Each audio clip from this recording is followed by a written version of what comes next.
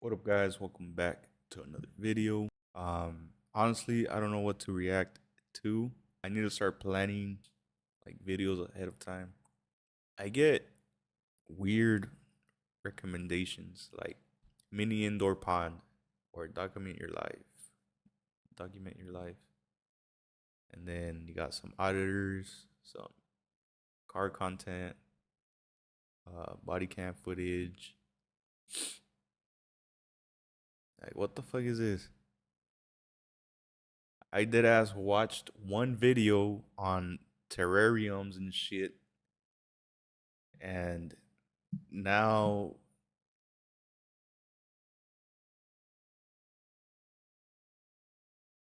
there you go. And now it gets recommended, which I mean I have one right here, low key. It's looking decent.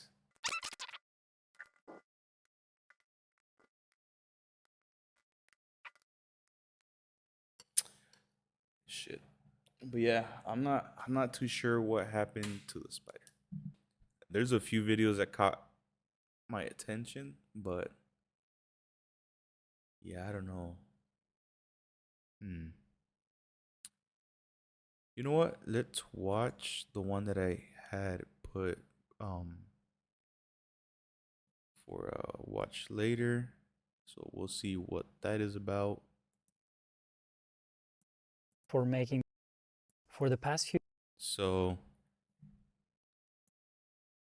yeah, this video is about a small camera. So we'll see which one it is. I think it might be a Fujifilm. I'm not too sure. Few years I've been using more and more standalone and intentional gadgets.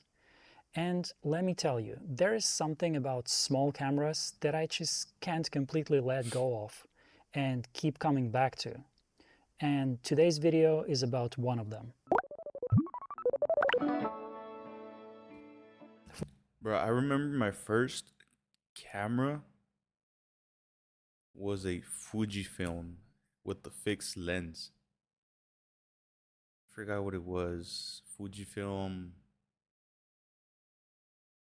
X20 or something like that. I'm gonna have to look it up. Full disclosure, this video is not sponsored. On the contrary, huge thanks to Fuji and Ricoh for making their cameras more and more expensive and harder to get for the reasonable prices even on the secondhand market. That's what eventually pushed me to try this little guy. You may have seen this camera before.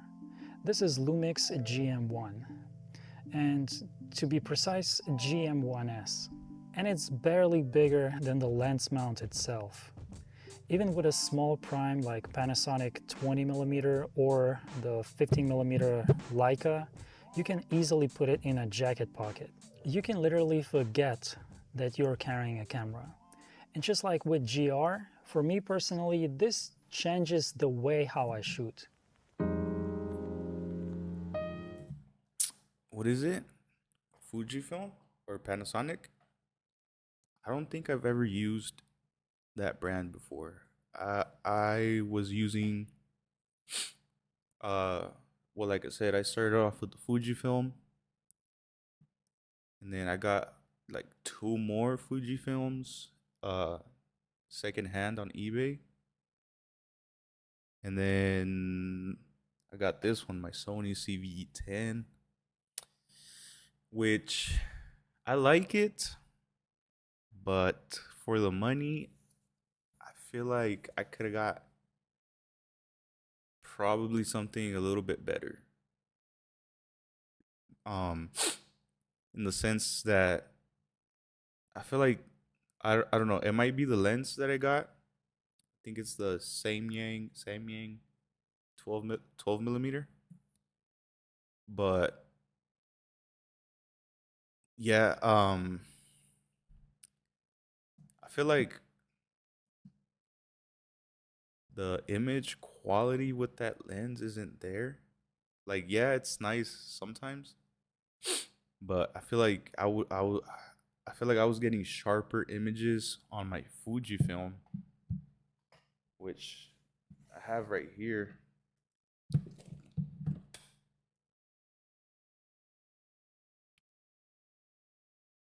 with this Fujifilm and with this cheap lens, this prime lens. I think it's like a 35. Yeah, 35 mil. Bro, perfect. And then, well, yeah, this one's the X-A3. And then before this one, I had got the X-A1, I believe. And all the Fujifilms, all the Fujifilm cameras that I've had have gone up in price. So I should be taking care of this one, even though it's not in perfect condition. Um, like right now, I searched up the first one that I have or that I had, and well, I mean, I guess depending on where you're shopping for it, went up in price. Cause I got it for fairly cheap. I think I got it for about. I know it was less than 200 for sure, but I don't remember. I don't think it was over 180.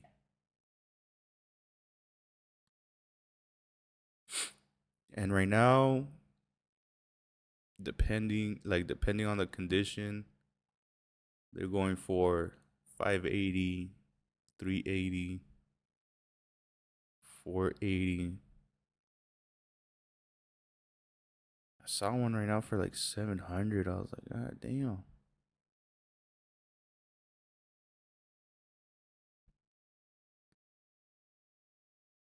Yeah, I think I got it on eBay, but I don't think I'm gonna have that information. Anyways, I sold that camera on Facebook Marketplace for about 200, I believe. So I did make a little bit of profit, but with that money, I got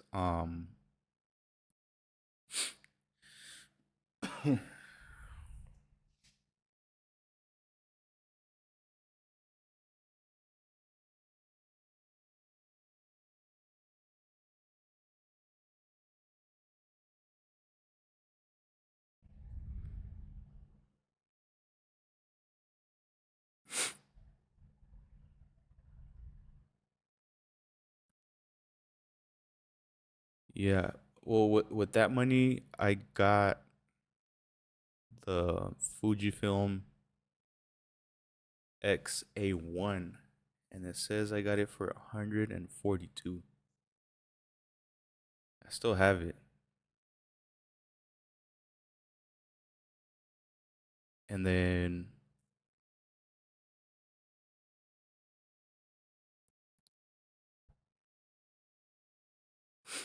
I got this one with the kit lens for 179.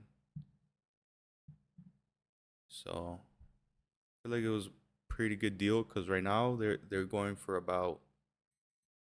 Well, I mean, like I said, obviously this one's not in the best condition. It has a little crack right here, and in this corner over here. I don't know if you guys can see it, but when I think it has like a little blemish,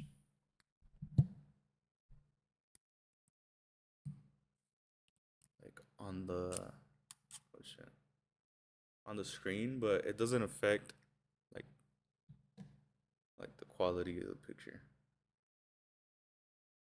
On it also has a flash. Like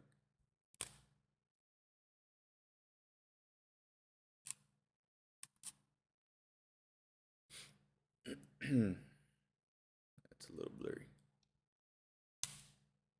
but yeah, I feel like I want to carry two cameras. I want to carry the Sony one, the one I'm recording on right now, and then this one for pictures. But yeah, I don't have the space for it, so I pretty much just take this one. And let's see, I'm trying to see. I don't know. Food.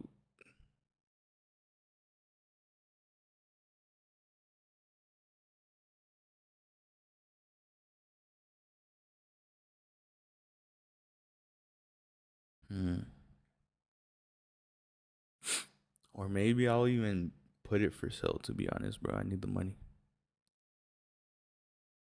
Yeah, I don't see it, bro. I don't know how much I got the other one for. I think I got it on eBay.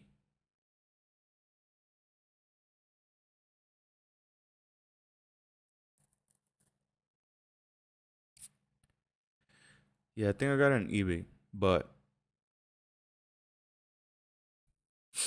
yeah, the difference between this one, the A3,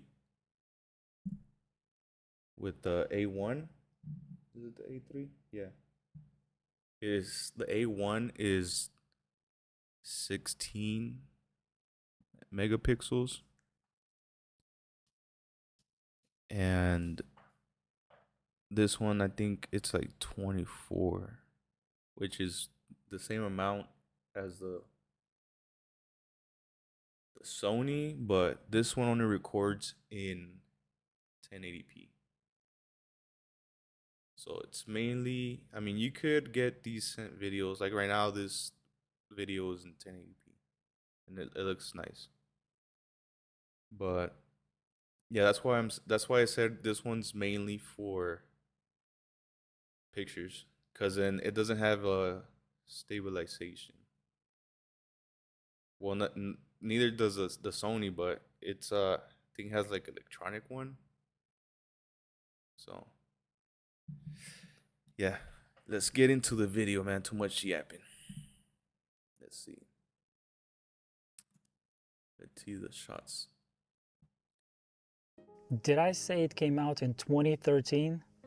Geez, it feels like an eternity ago. I think I was in my full-frame arc at that time, so I kind of neglected this surprisingly solid little camera. Panasonic cooked on this one. The metal body still feels premium, even by today's standards. That Micro Four Thirds sensor might not be super exciting for some people now, but the color science, the contrast, and especially paired with the right lens, might surprise you in some cases. It's got a really nice feel to it, even despite its age. And speaking about lenses, this is one of the biggest reasons why GM1 still makes sense. You've got access to a whole ecosystem, from compact primes like the Panasonic 20mm 1.7, 14mm 2.5, to even the wonderful Olympus 75 1.8 if you want something longer or you have a bokeh addiction. This system got you covered. The second-hand market for lenses is pretty reasonable, and some third parties still making lenses for this system.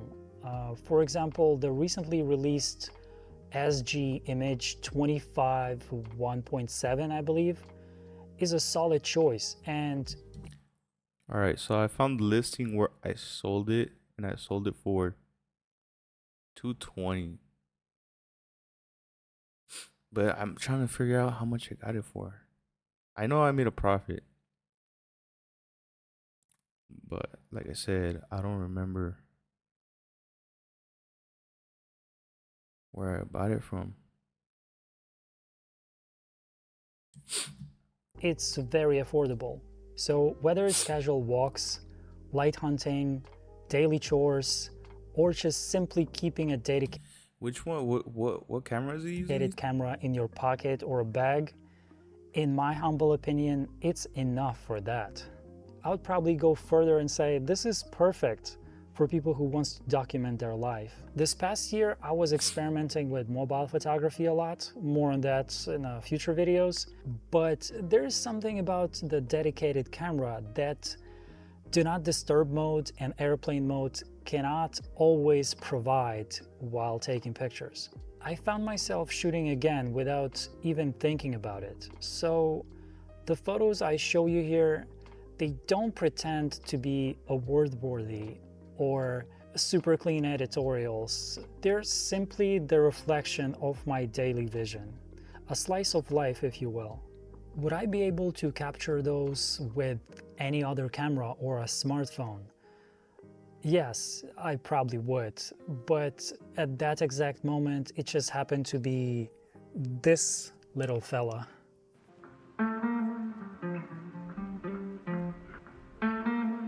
But of course, just like any other camera, it's not perfect. Far from it. And definitely not for everyone, for sure. The GM1 is over a decade old at this point, and it definitely shows in places. The controls are obviously small and limited, only one dial, which even on my Ricoh GR3, I never was a big fan of it. Tiny buttons. It's not a camera you can operate blindly straight away. There is definitely a learning curve to it. You need to slow down a little, which is a downside for some people, but might actually be its own charm. The shutter is hybrid, but in a mechanical mode, it only goes to 1/500th of a second, which is okay, but not perfect by any means. Your flash sync speed, and it has a built-in flash, luckily, is only 1/50th of a second, and the pure electronic mode is 1/16,000th of a second. All of this would be fine, but the readout speed is definitely not on the quicker side. So you see where I'm going. In simple words, all you need to know about the shutter, you can get bending under certain lights. And it gets even worse if you decide to adapt any lenses, because in that mode, you can only use the electronic shutter. So you gotta keep that in mind. But it's silent though. Great for street work or quiet places with enough light. Battery life isn't great either. You'll need spares if you're planning a full day out, just like with many small cameras, I suppose. But the batteries are small enough, and they're also reasonably priced compared to the newer models of the cameras. So throwing a few of them in a backpack or a pocket is not a big deal in my opinion. The screen is fixed and not super bright. Sometimes you'll be guessing the exposure, especially in the harsh daylight. And of course, no EVF. That's where the GM5 clearly has an advantage. But it is like 3x or 4x more expensive sometimes and more rare. So there's that. But you know what? For this camera, I kinda don't care about viewfinder that much. Because thanks to all the practice with the Ricoh GR, I kinda stopped thinking about composition way too much. It just became instinctual at that point. And even though it's a Lumix camera and we expect great things in the video department from Lumix cameras these days, this one was just in the beginning of the road. So there is nothing fancy, just 1080p, no mic jack, no stabe, no LUTs, no log footage, nothing fancy. But in a weird way, it also takes the pressure off. It's a stills camera through and through. But there's a Wi-Fi though, so you can still send your pictures and videos if you want to, which is not that outdated. So yeah, it's not winning any spec wars anytime soon. But that's not the point. What the GM1 really reminds me of is that the cameras don't need to be perfect to make you want to shoot. It's once again about how they make you feel when you use them and how they change your approach and the way you see things. It's restrictive enough, but still flexible at the same time.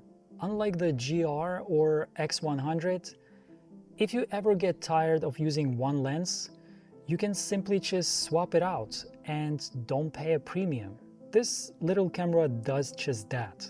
For me, it slows me down and takes the pressure off, so to speak. It encourages me to switch my mindset from looking for the next masterpiece to noticing light, textures, small moments I'd usually walk past. And here is where the ADHD kicks in and kind of splits my mindset in two ways. And the first one is, it's not about megapixels or frame rates or anything like that. You have to remind yourself that more often. It's about presence, about being there, camera in hand, with no pressure to make something great. Just enjoy the act of photographing. And the second one is, after using it for all this time, I still wish Panasonic hadn't completely left this idea behind. Hope they're cooking.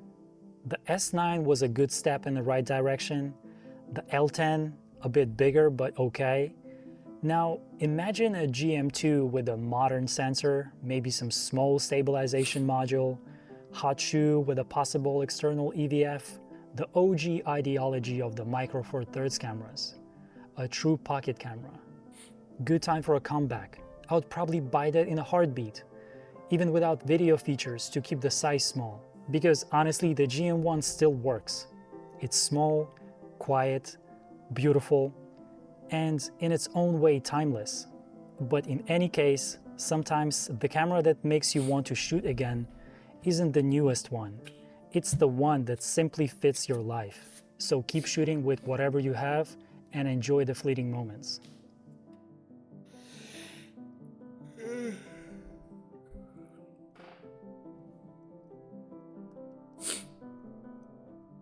Let's watch this one next. JD's and gentlemen. Because I've been wanting to get a new lens, but I don't know what to get. I don't know if I should get a zoom lens, which I know prime lenses are sharper, but I mean, I guess you're limited to that focal length. So I feel like a good zoom lens would be nice, but let's see what this is about. Take a look at these side-by-side photos here of our majestic model. He is temperamental, but he is worth his price. Now, one of these photos was taken with a $550 lens, whereas the other photo was taken with an $89 lens. Can you tell the difference? Maybe, but one is $89. We need to talk about this. I couldn't tell the difference.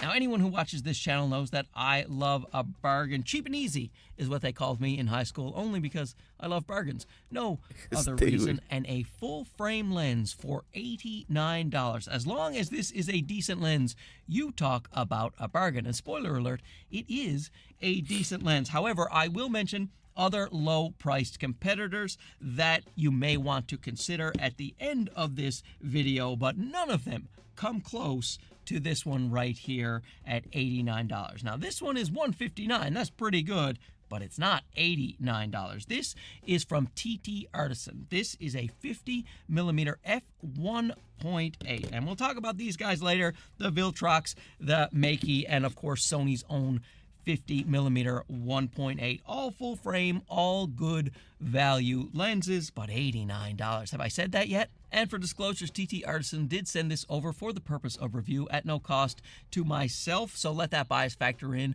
where it may. However, most of the lenses that are sent here for review are sent to me at no cost, but still, factor that in while I talk about this bad boy here. But let's go back to those gorgeous images at the beginning of this video. One, of course, was taken with a TTArtisan 50mm f1.8 Neo lens. They're calling this the Neo lens. The other one was taken with a Viltrox lens, a 50mm f1.4, and I stopped it to f1.8 so that the background separation would be about equal. And as you can see here, if you pixel peep, you will notice the background, the bokeh, the background blur is a little bit more pleasing with the Viltrox lens. And if you zoom in to 200%, you can see that the Viltrox is slightly sharper. And let's hope so, because that Viltrox 50mm 1.4 competes with the best of the best. I've compared it to Sony G Master lenses, and it holds up just great. This TTArtisan lens will be available for the Sony E mount, the Nikon Z mount, or Z mount as the people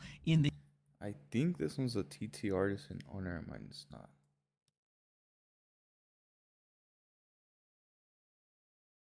This one's a Pergear or something like that, but it's pretty nice too. USA, and as well as the Lumix, the L Mount Alliance will get this as well. So that's great. You don't always get a lens for L mount. So L mount shooters, you got a nice bargain lens right here. While this is an extremely inexpensive lens, TTArtisan did make some compromises in order to get the price down to what it is. And one of those compromises may be a deal breaker to some, and that is the lack of manual focus. You heard that correctly. Sometimes I get lenses in here that are manual focus only. You don't have any autofocus, but I have never had a lens in this studio that has no ability to have manual focus. This is an autofocus only lens. This right here, this is not a ring. You cannot turn this. So for you manual focus shooters out there, you may want to pass on this one. Luckily, the autofocus works quite well, so if you don't ever like to shoot manual focus, then maybe keep looking at this lens. On the subject of build quality, it's an all-plastic lens, but it doesn't feel cheap. It's nice and solid. 52 mil. Yeah, it's kind of a deal breaker for me, just because I've been trying to record more in manual mode, like manual focus, manual aperture, shutter speed, and all that, ISO. So I mean, this wouldn't affect the ISO and all that, but it affects the manual focus. And then the reason I started doing manual focus is because, see, like, I won't get like lens breathing, you know. See, my hand won't get in focus. Right there, I'm in focus still. That's pretty cool.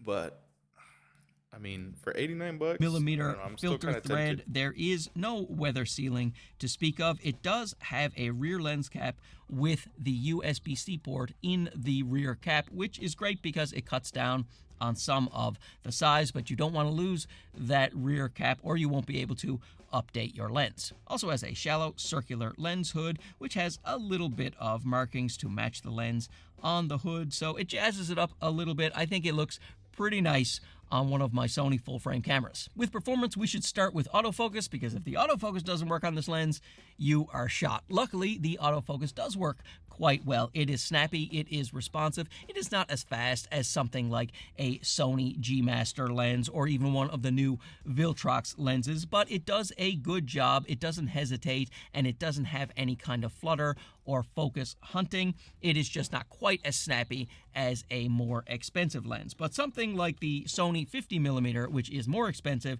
this has a slower autofocus than this guy, so he's doing just fine. And the main thing is that the autofocus works well, it tracks, it is sticky. I find in AFC it works the fastest, and in video I think it works just great. Now, if you are planning to use this for video, a lot of people don't like a 50mm for video. It's more of a travel street photography lens for a lot of people, or a family lens, even a portrait lens, but most people aren't using it for video. However, if you are going to notice some focus breathing, so be aware of that. Or if you like to stack your photos in post for focus stacking, then you may have to deal with the frame moving a little bit. Sharpness, down at f1.8. It is not the sharpest lens that I have, but it still does a really good job, even down at f1.8. If you compare it to the Viltrox f1.4, when that is at f1.8, and we're pixel peeping there on my pretty eyeball, you will see the Viltrox is a little bit sharper, but we're really